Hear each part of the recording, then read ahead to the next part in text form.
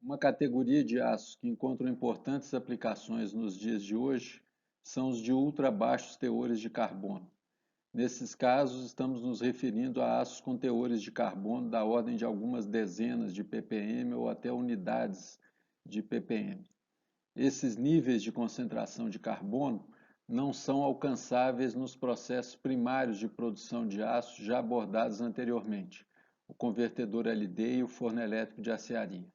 Dessa forma, a operação de descarburação deve também ser realizada nas instalações de refino secundário dos aços.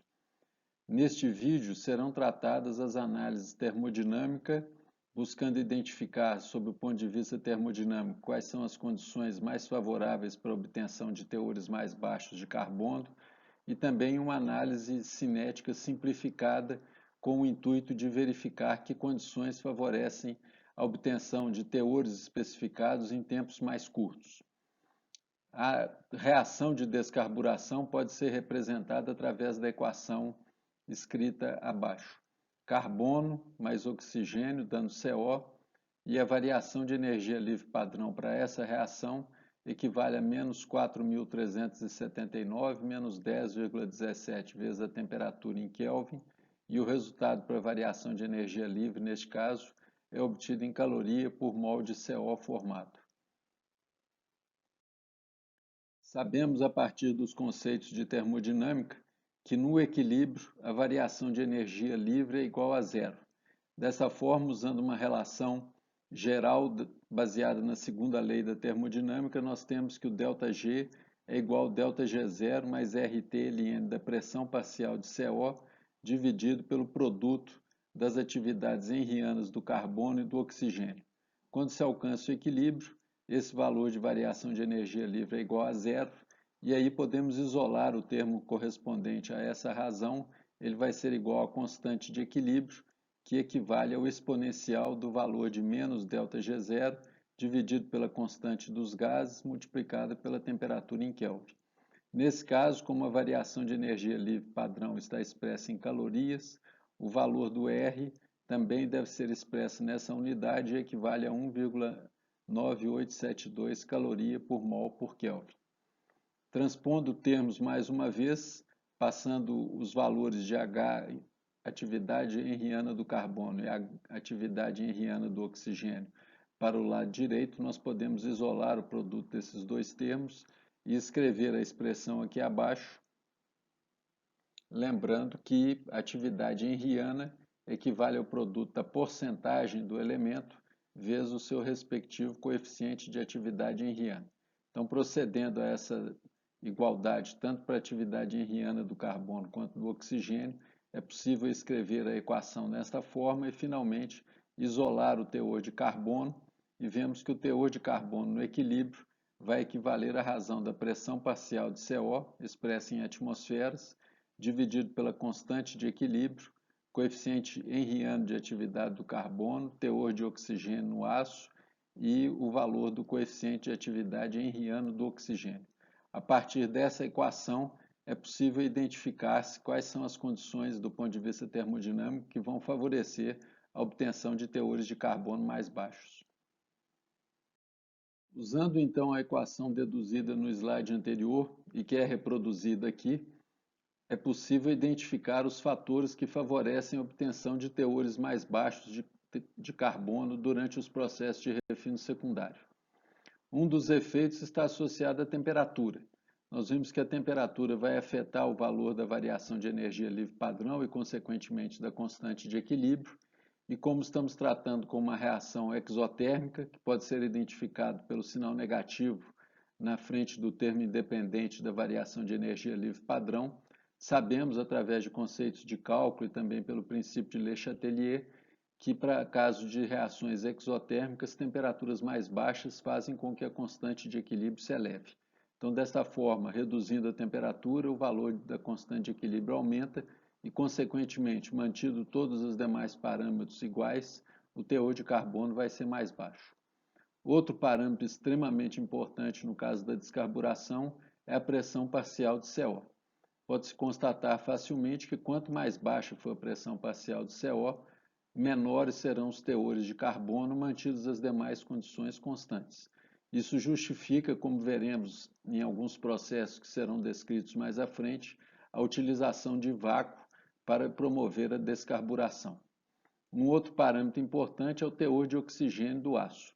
Nós vemos aqui que quanto maior for esse teor de oxigênio, menor tende a ser o teor de carbono. Muitas vezes nós queremos que esses dois teores sejam baixos. Então, desta forma, torna-se essencial se trabalhar em condições onde temos pressões parciais de CO mais baixas. Outros fatores que têm um efeito relativamente pequeno são os valores dos coeficientes de atividade do carbono e do oxigênio. Esses coeficientes eles são afetados pelos próprios teores de carbono e oxigênio, mas também pela presença de outros elementos que tenham coeficientes de interação positivos com carbono e oxigênio. Esses elementos tendem a aumentar as atividades desses elementos ou aumentar seus coeficientes de atividade e dessa forma favorecem o alcance de teores de carbono mais baixos. Mas certamente de todos os parâmetros listados aqui, a pressão parcial de CO é a mais relevante e a variável que é mais utilizada nos processos de refino secundário para se alcançar teores ultra baixos de carbono. Para se analisar o efeito da pressão parcial de CO sobre as condições do equilíbrio envolvendo a reação do carbono com o oxigênio, foi construído esse diagrama de equilíbrio, onde temos na ordenada teor de oxigênio do aço e na abscissa o teor de carbono. Aqui estão plotadas duas curvas. A curva azul corresponde à pressão parcial de CO igual a 1 atmosfera e a curva em vermelho a uma pressão parcial de CO igual a 0,1 atmosferas. Neste caso, foi fixada a temperatura como sendo equivalente a 1873 centígrados. Observa-se que, à medida que a pressão parcial de CO é reduzida, tem-se uma tendência a fazer com que a curva saia dessa região que está apontada aqui em azul para a região em vermelho, o que corresponde a dizer que para um mesmo teor de oxigênio, nós teremos teores de carbono mais baixos quando trabalhamos como vácuo. É importante salientar que alguns processos que utilizam vácuo, eles chegam a trabalhar com pressões parciais de CO da ordem de 1 milímetro de mercúrio ou até menos. Isso equivale a pressões parciais da ordem de 10 a menos 3 atmosferas.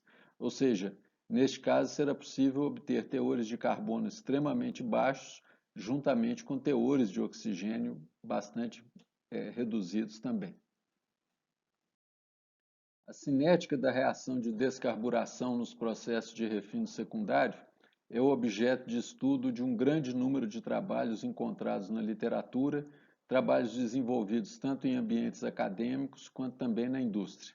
A ideia destes modelos é ter equações que permitam avaliar ou prever qual que vai ser a variação do teor de carbono em função do tempo.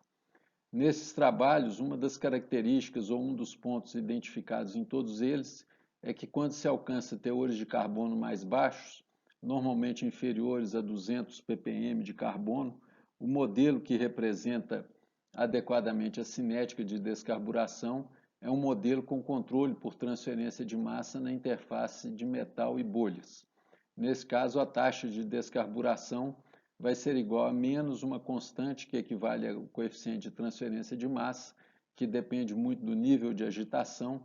A área, nesse caso, a área de interface do aço com as bolhas de gás e o volume de aço e a força motriz para transferência de massa é a diferença entre o teor de carbono em um dado instante e o teor de carbono nas condições de equilíbrio. Aqui se observa que uma maior área das bolhas vai favorecer a cinética dessa reação. É sempre importante frisar que esses modelos devem ser adequados, especialmente essa questão da área de interface das bolhas, em função do processo que está sendo analisado. Por exemplo, no caso de processos com vácuo, como o processo RH, que será estudado mais à frente, nós temos interfaces de bolhas associadas ao ponto onde é injetado o argônio e também interface gasosa dentro da câmara de vácuo. Então, essa área aqui deve ser ajustada às condições específicas de cada processo.